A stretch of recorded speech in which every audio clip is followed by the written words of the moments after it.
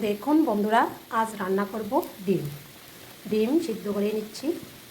ডিম রান্নার জন্য নিলাম লঙ্কা, পেঁয়াজ কুচি, লঙ্কা বাটা, জিরে ধনে বাটা, হলুদ, লবণ, আদা বাটা, সাথে নিলাম একটি টমেটো।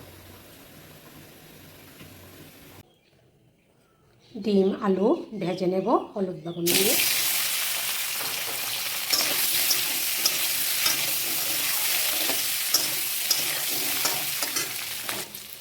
ডিম আলু ভাজা হলো, এখন তুলে নেব।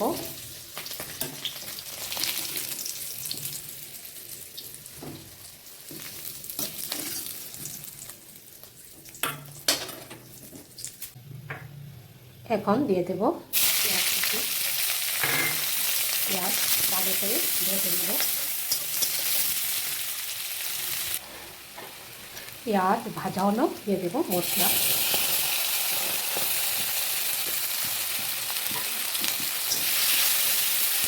মশলা ভালো করে কষিয়ে নেব।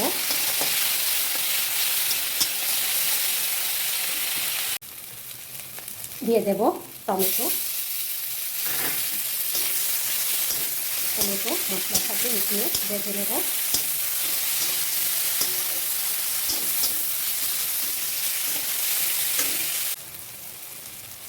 দিয়ে দেব ডিম আলু মশলার সাথে মিশিয়ে জল দিয়ে দেব।